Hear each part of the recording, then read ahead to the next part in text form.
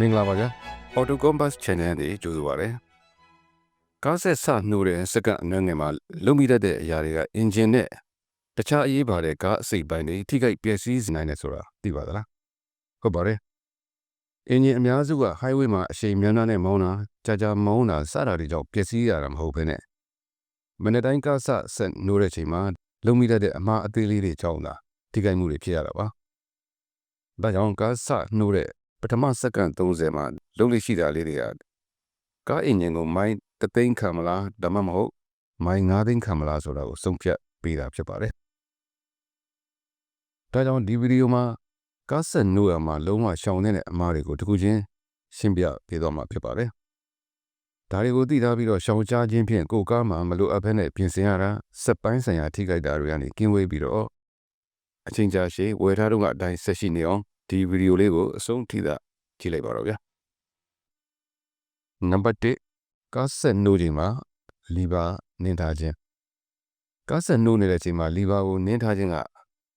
အင်ဂျင်အလုပ်လုပ်တာကိုပိုးမြန်စေနိုင်တယ်လို့တချို့ကထင်ကြပါတယ်ဒါတော်တော်လေးလွဲမှားနေတဲ့အထင်ပဲဖြစ်ပါတယ်ဒီလိုလုပ်တာကကာဘရိုက်တာနဲ့အလုပ်လုပ်ရတဲ့1960 80ခုနှစ်တည်းကကားဟိုကားဟောင်းတွေအတွက်ကတော့မှန်ကောင်းမှန်နိုင်ပါတယ်ဒါပေမဲ့ကွန်ပျူတာကထိန်းချုပ်အလုပ်လုပ်တဲ့ခေတ်သစ်ကားတွေမှာဒီလိုလုပ်ဖို့မလိုပါဘူး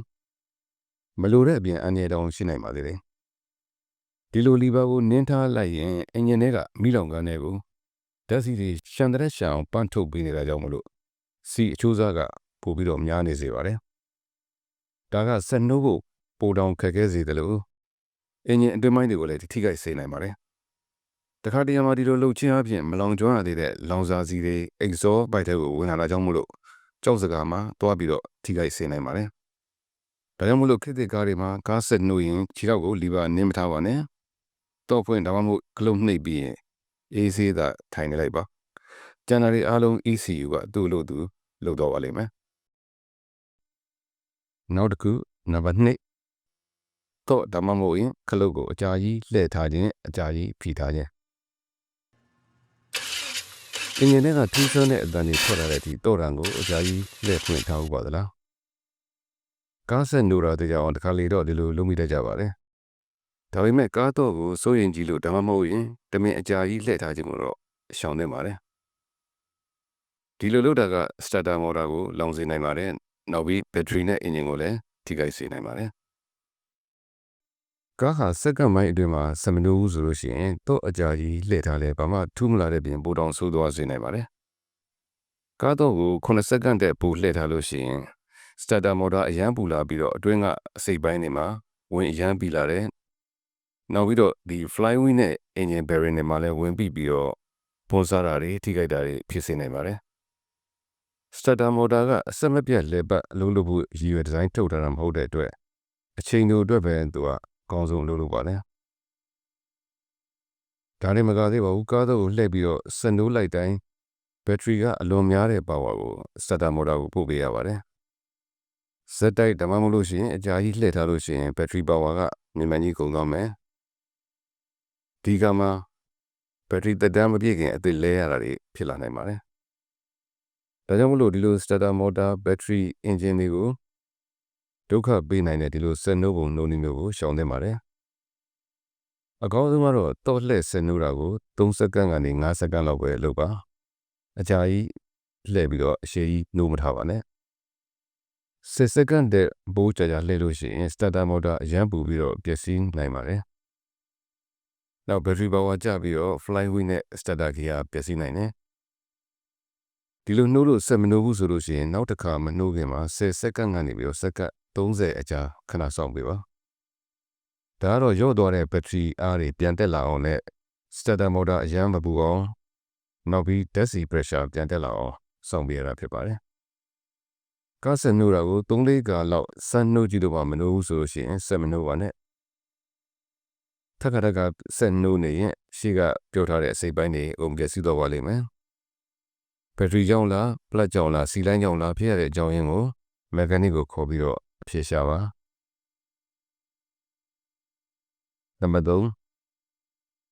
ကားဆက်နှိုးတာနဲ့ချက်ချင်းအချိန်တင်ပြီးတော့မောင်းထွက်ခြင်း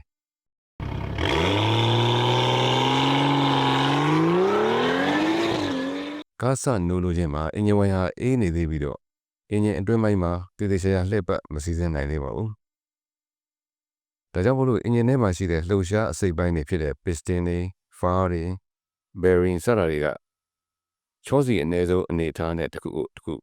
ပုတ်တိုက်ပြီးတော့အလုပ်လုပ်နေရတာဖြစ်ပါတယ်။ဒီချိန်မှာလီဗာကိုဖိနှိပ်ပြီးတော့အရှိန်မြင့်လိုက်လို့ရှိရင်ပုတ်တိုက်မှုပုံစံမှုတွေစိုးစိုးဝါးကြီးဖြစ်သွားစေနိုင်ပါတယ်။ဒီလိုလုပ်ပြီးတော့မောင်းတာကြာလာပြီးအချိန်ကြာလာတယ်ဆိုလို့ရှိရင်စလင်ဒါနိုင်ရမှာအဆင့်အချစ်တွေဖြစ်လာပြီးတော့အင်ဂျင်သက်တမ်းတိုးတော့ပါလိမ့်မယ်။ဒါကြောင့်မလို့ကားဆက်နိုးရင်နောက်ထပ်စက္ကန့်30လောက်အင်ဂျင်ကညံ့ညက်ကလေးဆက်ပြီးတော့လဲပတ်နေပါစေ။နောက်ပြီးမှကားကိုညင်ညင်သာသာလေးစပြီးတော့မောင်းထွက်လိုက်ပါနံပါတ်၄ကား dashboard သတိပေးမိများကိုဂရုမပြုမိခြင်းကားကိုစနှိုးလိုက်တာနဲ့ system check လုပ်တာကြောင့်မလို့ dashboard အချက်ပြမီးတွေအားလုံးခဏလင်းကြပါတယ်ပုံမှန်အပြင်တော့ system က check လုပ်ပြီးလို့ရှိရင်ဒီပြဿနာမရှိဘူးဆိုလို့ရှိရင် check မီးတွေအားလုံးပြန်ပြီးတော့ပျောက်တော့ပါတယ်ဒီနောက်မှာသတိပေးမိတစ်ခုခုပျောက်သွားမယ်နဲ့ကျန်နေတယ်ဆက်လင်းနေတယ်ဆိုလို့ရှိရင်ဒါတစ်ခုခုသတိထားဖို့လိုနေတယ်လို့အချက်ပြနေတာဖြစ်ပါတယ်ရင်မောင်းတော်များများကဒါတွေဟာအသေးဖွဲပါသိရေးမကြည့်ပါဘူးဆိုပြီးတော့ဒီသတိပေးမိတွေကိုလစ်လျူရှုတတ်ကြပါတယ်ဒါပေမဲ့ engine wine battery နဲ့ကူးလန့်ပူချိန်ပြပြီး engine ချက်မီးတွေလင်းနေတယ်ဆိုရင်ဒါဟာပြဿနာကြီးကြီးမားမားတစ်ခုခုရှိနေတယ်ဆိုတာကိုပြောနေတာပါသတိပေးမိလင်းတာကိုဂရုမထားဆက်မောင်းရင် engine overheat ဖြစ်တာ wiring ပြဿနာတွေနဲ့ engine ထိခိုက်မှုကြီးကြီးမားမားတွေအထိဖြစ်သွားစေနိုင်ပါတယ်ဒါကြောင့်မလို့ကားစနိုးချိန်မှာသတိပေးမိဘာတွေလင်းနေသေးလဲဆိုတာကိုသတိထားကြည့်တဲ့အကျင့်လေးလုပ်ထားစေလိုပါတယ်နံပါတ်5အပိုစိတ်ပိုင်းတွေဖွင့်ထားရင်လည်းဆက်နိုးခြင်းကားကိုတိတ်တဆိတ်ဒုက္ခပေးနေတဲ့အရာတစ်ခုကတော့ကားအဲကွန်ရှေ့မီးကြီးဝိုက်ပါရေဒီယိုစတာတွေကိုဖွင့်ထားရင်လည်းဆက်နှိုးမိတတ်ခြင်းပါပဲကားတော့လှည့်ပြီးတော့ဆက်စနှိုးလိုက်တာနဲ့ကားရဲ့ starter motor ကဘက်ထရီအိုးကနေပြီးတော့ပမာဏကြီးလာတဲ့လျှက်စစ်အားကိုထုတ်ယူသုံးစွဲပါတယ်ဒီချိန်မှာတကယ်လို့ကားမှာအဲကွန်ရေဒီယိုကားမီးတွေကိုဖွင့်ထားမိတယ်ဆိုရင်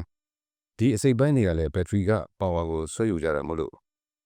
ဘက်ထရီနဲ့ဒိုင်နိုပေါ်မှာမလိုအပ်ဖက်နဲ့ဝင်သွားဖြစ်ပါတယ်ဒီကမှာ starter motor ကအင်ဂျင်ကိုလေပတ်နှုတ်ဖို့ပိုးခက်ခဲလာတတ်ပါတယ်ဒီလိုလုံးမိတာများလာရင်ဘက်ထရီကအချိန်မတိုင်ခင်ပျက်စီးပါလိမ့်မယ်ဒီလိုမဖြစ်ရအောင်အင်ဂျင်လျှက်စစ်အသုံးပြုအစိတ်ပိုင်းအားလုံးကိုပိတ်ထားပြီးတော့မှကားဆက်နှုတ်ပါကားဆက်နိုးပြီးဆိုတော့မှဒီအစိတ်ပိုင်းတွေကိုဖွင့်တဲ့အလေးချင်းလေးကဘက်ထရီသက်တမ်းကိုပို့ပြီးတော့ရှည်ကြစေနိုင်ပါတယ်နံပါတ်6မကြာခဏဆက်နှိုးနေရတဲ့ခရီးတိုလေးတွေပဲမောင်းခြင်းခရီးတိုလေးတွေပဲမောင်းပြီးတော့ခဏခဏဆက်နှိုးနေတာကအင်ဂျင်ကိုထိခိုက်စေပါတယ်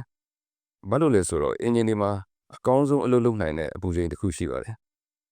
ဒီအပူချိန်မရောက်ရင်ရင်ငွေ့တွေနဲ့မလုံကြွစေတဲ့လောင်စာဆီတွေကအင်ဂျင်ဝိုင်နဲ့အိတ်ဇောစနစ်ထဲမှာခိုအောင်ကျန်ရှိနေပါတယ်ကြာလာတာနဲ့အမျှဒီလိုဖြစ်တာတွေကအင်ဂျင်ဝိုင်ဂျိုးတွေနဲ့အိတ်ဇောပိုက်မှာတန်ကြီးစားခြင်းတွေဖြစ်လာစေပါတယ်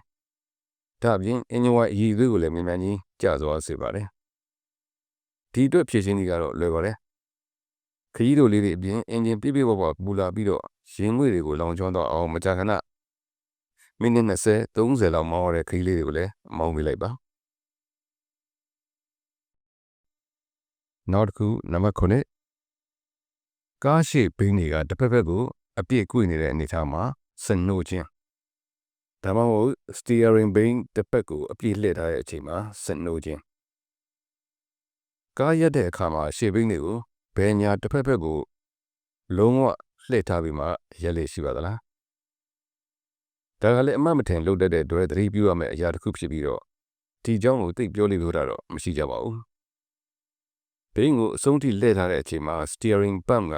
CPR hydraulic pressure ကိုအမြင့်ဆုံးထိထုတ်ပေးနေရပါတယ်ဒီအချိန်မှာဆက်နှိုးလိုက်ရင် pump ကရုတ်တရက်အလုပ်အများကြီးလုပ်ရတဲ့အတွက် pump ပျက်စီးတာဒါမှမဟုတ်သက်တမ်းတိုတာတွေဖြစ်စေနိုင်ပါတယ်ဘိန်းကိုအဆုံးထိလှည့်ထားတဲ့အချိန်မှာ CPR အလွန်များနေတဲ့အတွက် power steering pipeline တွေနဲ့စီးတွေပေါ်မှာတန်ဖြစ်စေပါတယ် အထူးသဖြင့်ကားဟောင်းတွေမှာဆိုရင်စီပိုက်တွေပေါက်ထွက်တာဒါမှမဟုတ်စီယိုစိတ်နာတွေဖြစ်တတ်ပါတယ်ဒီအနေထားမှာအင်ဂျင်ကပို့ပြီးတော့ရုန်းကန်လဲပတ်ရတဲ့အတွက်ဆက်သေးသွားတာတုံခါတာတွေလည်းဖြစ်နိုင်ပါတယ်ကြာလာရင်ဗတ်ကြိုးတွေပျက်စီးစေနိုင်ပါတယ်အကောင်းဆုံးကတော့ကားရက်ရင်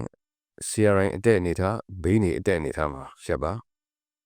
ဒီဘေးအတက်အနေထားမှာပဲဆက်နှုတ်ပြီးတော့အင်ဂျင်ငြိမ်းနေပြီဆိုတော့မှ CRI ကိုလှည့်ပါဒါတော့အကောင်းဆုံးဖြစ်ပါတယ်နံပါတ်8စီပန့်အလုပ်လုပ်ချိန်ခဏလေးစောင့်ပေးခြင်းခေတ်သစ်ကားတွေအားလုံးမှာစမနိုးခင်မှာလက်စစ်စီပန့်ကနေပြီးတော့စီကိုဖိအားနဲ့ပို့ပေးတဲ့စနစ်ကိုသုံးထားပါတယ်သင်ကစီအင်ဂျင်တာသုံးတဲ့ကားဆိုရင်အလွန်သုံးဝင်တဲ့လျှို့ဝှက်ချက်လေးတစ်ခုကိုပြောပြချင်ပါတယ်ဒါကတော့တော့ကို on အနေထားကိုလှည့်ထားလိုက်ပြီးတော့စမနိုးလိုက်ပါနဲ့စက္ကန့်ပိုင်းလောက်ခဏလေးစောင့်ပြီးတော့မှဆက်နှိုးလိုက်ပါဘာလို့လဲဆိုတော့သင်ကားရဲ့စီပန့်ကစီကိုဖိအားနဲ့တွန်းပို့နိုင်ဖို့အချိန်နည်းနည်းလေးလိုတာကြောင့်ဖြစ်ပါတယ်ဒီလိုမျိုးပဲတော့ကိုတန်းပြီးတော့တခါလေးဆက်နှိုးလိုက်မယ်ဆိုရင်အင်ဂျင်ကပို့ပြီးတော့ရုန်းကန်ရပါလိမ့်မယ်ဒီလိုစက္ကန့်ပိုင်းလောက်လေးအချိန်ပေးလိုက်တာကကားကိုညင်ညင်သာသာနှိုးစေဖို့အများကြီးအထောက်အကူပေးပါတယ်ကဲဒါကိုနောက်တစ်ခါဆက်နှိုးရင်စကြည့်ပြီးတော့ထူးခြားချက်လေးတွေကိုကြည့်လိုက်ရအောင်နံပါတ်9စပုံးဖွင့်ထားပြီးတော့ဆက်နှိုးခြင်းအပုံးဖွင့်ထားခြင်းဆက်နှိုးတာဘာမှပြဿနာမရှိဘူးလို့ထင်စရာပါပဲဒါပေမဲ့သင်ဂီယုမဆိုင်လက်မိဘူးဆိုလို့ရှိရင်အရာအနေရှိနိုင်ပါတယ်ကားဆက်နှိုးနေချိန်မှာအင်ဂျင်ခန်းထဲကအစိပ်ပိုင်းတစ်ခုကိုဂိုင်တွယ်နေတဲ့ဆိုလို့ရှိရင်လက်ချောင်းတွေဒါမှမဟုတ်ရှင်အင်ကြီးအဝတ်စားစတာတွေကကားရဲ့ရွှေရှားလေပတ်နေတဲ့အစိပ်ပိုင်းတွေမှာရုပ်တရက်ညှက်သွားနိုင်ပါတယ်ဒါအပြင်ကားဆက်ပုံဖွင့်ထားတဲ့အချိန်မှာဂဲလုံးတွေအပြင်ကပစ္စည်းကိရိယာလေးတွေကအင်ဂျင်ခန်းထဲကလေပတ်နေတဲ့အစိပ်ပိုင်းတစ်ခုတွေဝင်သွားပြီးတော့ဒုက္ခပေးနိုင်ပါတယ်ဒါကြောင့်မလို့ကားဆက်ပုံကိုပိတ်ထားပြီးမှဆက်နှိုးတာကတော့အနေရဲ့အကင်းဆုံးအကောင်းဆုံးလေးဖြစ်ပါတယ်နံပါတ်10အားနည်းနေတဲ့ဒါမှမဟုတ်ရင်တခြားအားသွင်းမထားတဲ့ဘက်ထရီနဲ့ဆက်နှိုးခြင်းအားနည်းနေတဲ့ဘက်ထရီကကားဆက်တိုးရခဲ့ခြင်းအဓိကအကြောင်းဖြစ်လေ့ရှိပါတယ်အရန်နေတဲ့ကလစ်အတန်ကြာတာဒါမှမဟုတ်ရှင်းမီးတွေမှိန်နေတာဆိုလို့ရှိရင်ဘက်ထရီကအားကုန်နေပါပြီအားမရှိတဲ့ဘက်ထရီနဲ့ဆက်နှိုးရင်စတာတာမော်တာနဲ့ဒိုင်နမိုတို့ပါအရန်အလုပ်လုပ်ရတာကြောင့်မလို့အချိန်မတိုင်ခင်ပျက်စီးတတ်ပါတယ်အကောင်းဆုံးကတော့ဘက်ထရီအပိုအားကိုပုံမှန်လေးတိုင်းတာပြီးတော့ဘက်ထရီအိုးကို3နှစ်ကနေ5နှစ်အတွင်းမှာလဲပေးခြင်းကသက်တောင့်သက်သာနိုးစေနိုင်တဲ့အကောင်းဆုံးနည်းလမ်းပဲဖြစ်ပါတယ်နံပါတ်7ကားမှာအယိုစိတ်တွေကိုမစစ်ဆေးပဲကားဆက်နှိုးခြင်းရင်မောင်းတော်တော်များများကစမနိုးခင်မှာအယိုစိတ်ရှိမရှိမစစ်မိတာကြောင့်မလို့အင်ဂျင်ဝိုင်းကူလန့်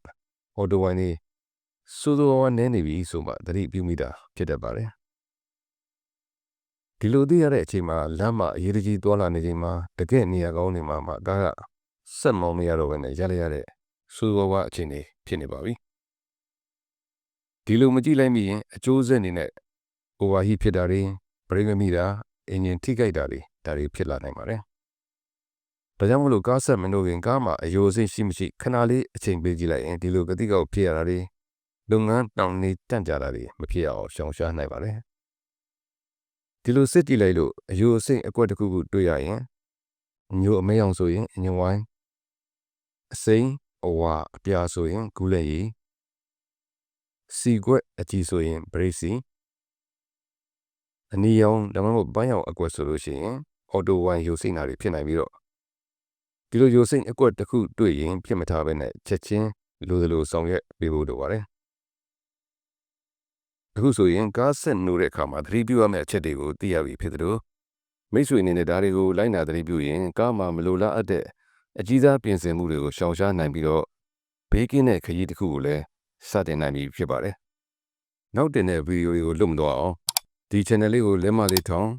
subscribe လုပ်ပြီးတော့ခေါင်းလုံးလေးကိုလည်းတီးပေးတော့မမေ့ပါနဲ့အောင်အားလုံးပဲဘေးကင်းစွာမောင်းနေနိုင်ကြပါစေ